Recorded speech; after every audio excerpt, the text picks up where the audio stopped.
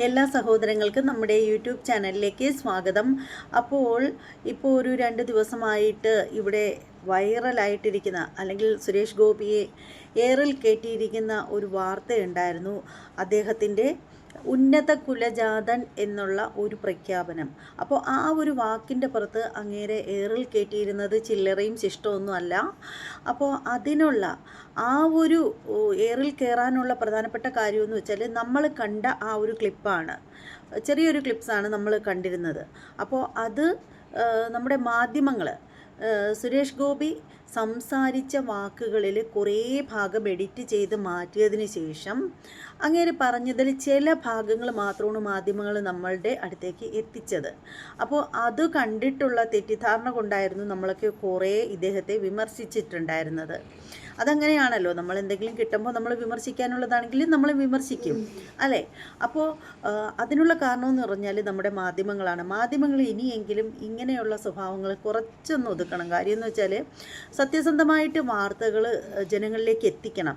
അല്ലാണ്ട് കുറേ ഭാഗം എഡിറ്റ് ചെയ്ത് മാറ്റിയിട്ട് അങ്ങനെ ചെയ്യുന്നത് ഒട്ടും ശരിയായിട്ടുള്ള കാര്യമല്ല. അതൊരു മാധ്യമധർമ്മമേ അല്ല.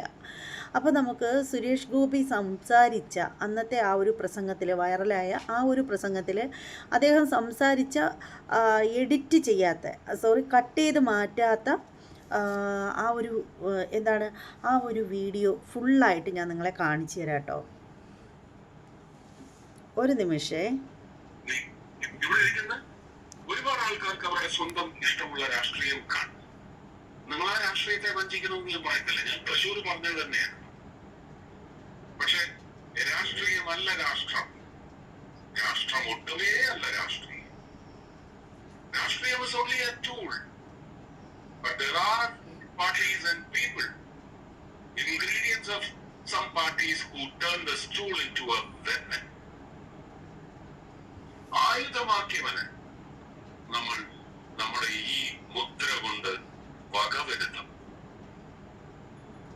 അതാണ് പൗരന്റെ ഉത്തരവാദിത്വം. ഈ ട്രൈബൽ ഇത് നോക്കണം. മീഡിയയിൽ 37,000 ചില്ലുവാനം കോടി, ശരിക്കും അത് 38,500 കോടിയാണ് ട്രൈബലിന് വേണ്ടി നീക്കിവെച്ച പണം. എവിടെയാണെന്നൊന്ന് കാണിച്ചു തരാമോ എന്ന് ഞാൻ കൺസൾട്ടേറ്റീവ് കമ്മിറ്റിയിൽ ഇരുന്ന് അർജുൻ മുണ്ടാജി ക്യാബിനറ്റ് മിനിസ്റ്ററുടെ ചെയർ ചെയ്യുന്ന മീറ്റിംഗിലാണ് ഞാൻ ഉദ്യോഗസ്ഥരോട് ചോദിച്ചത്. You said 38,500 crores for the tribals. Can you come to Kerala and show me? I need to see. 38,500 crores is not peanuts. എന്ന് കാട്ടിത്തരും. പക്ഷെ ഒരു വാക്കുകൂടെ ഞാൻ പറഞ്ഞു, അൺപാർലമെന്ററിയാണ്. All this data presented by different departments: health, social welfare, education, facilitation, infrastructure development. All these data presented by these officers are fraud. ഞാനതിനെ unparliamentary ആയിട്ടാണ് കരുതുന്നത്. But that term is never referred to as unparliamentary in the lexicon. I don't think. Mr. Tom Vadakan should know better. What else do we call it then? Fraud എന്നല്ലാതെ പിന്നെ എന്താ പറയണ്ടേ? അത് പറഞ്ഞാൽ ഞാൻ ആ സിനിമ ഡയലോഗ് പറയേണ്ടി വരും. ഇല്ലാടികയാണ്, അല്ലേ? അത് പറഞ്ഞ പലർക്കും പറയല്.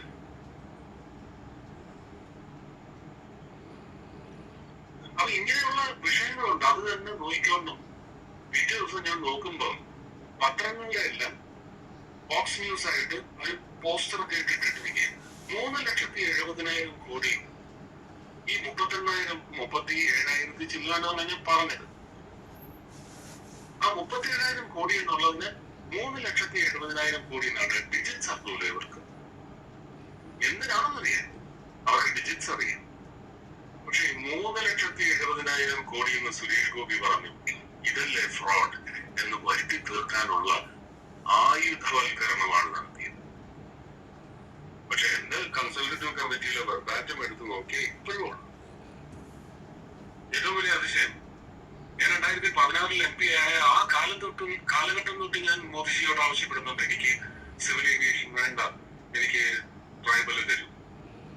അപ്പൊ നമ്മുടെ നാട്ടിലെ മറ്റൊരു ശാപമാണ്, ഒരു ട്രൈബൽ ക്യാബിനറ്റ് മന്ത്രി ഒരിക്കലും ട്രൈബൽ അല്ലാത്തയാളാവുകയില്ല. എന്റെ ആഗ്രഹമാണ്, എന്റെ സ്വപ്നമാണ്, ഒരു ഉന്നത കുലജാതൻ അവരുടെ ഉന്നമനത്തിന് വേണ്ടി ട്രൈബൽ മന്ത്രിയാണ്. ഒരു ട്രൈബൽ മന്ത്രിയാവാൻ ഒരാളുണ്ടെങ്കിൽ അദ്ദേഹത്തെ മുന്നോക്ക ജാതികളുടെ ഒക്കെ ഉന്നമനത്തിന് വേണ്ടിയുള്ള മന്ത്രിയാണ്. ഈ പരിവർത്തനം ഉണ്ടാകും നമ്മുടെ ജനാധിപത്യ സംവിധാനം.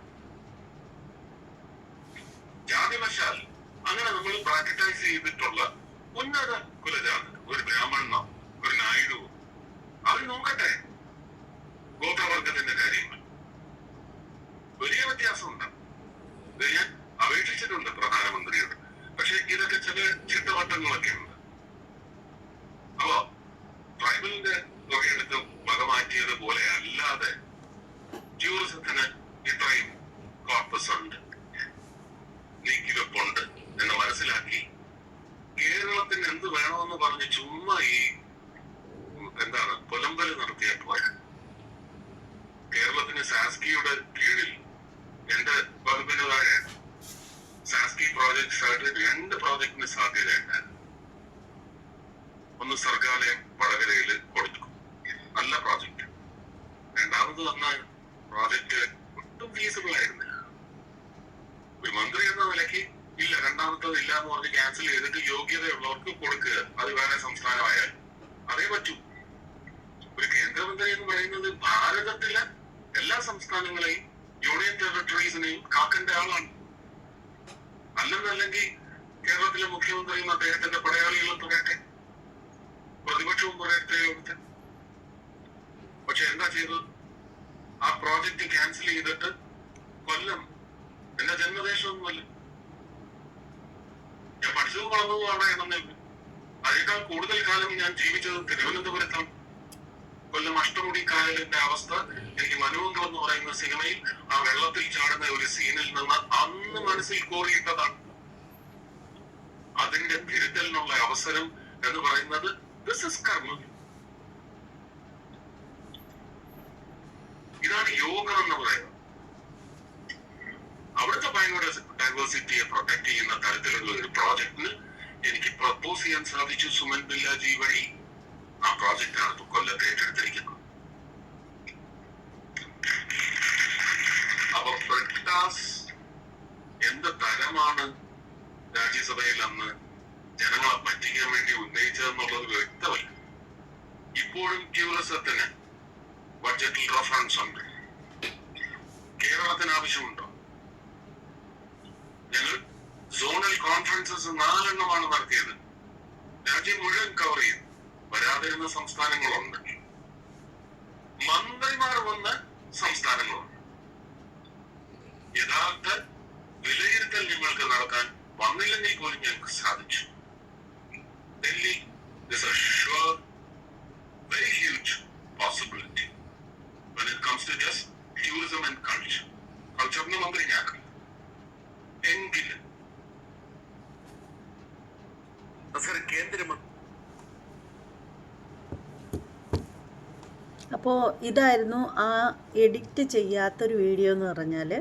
കുറേ കൂടെയൊക്കെ ഉണ്ട്, പക്ഷേ നമുക്ക് കിട്ടിയത് ഇത്രയൊക്കെ ഉണ്ടായിരുന്നുള്ളൂ. പക്ഷേ എന്നാലും നേരത്തെ നമ്മൾ കണ്ട ആ ഒരു ഉന്നത കുലജാതർ എന്നൊക്കെ പറഞ്ഞിട്ട് നമ്മൾ കണ്ട ആ ഒരു വീഡിയോ അല്ല ശരിക്കുമുള്ള വീഡിയോ.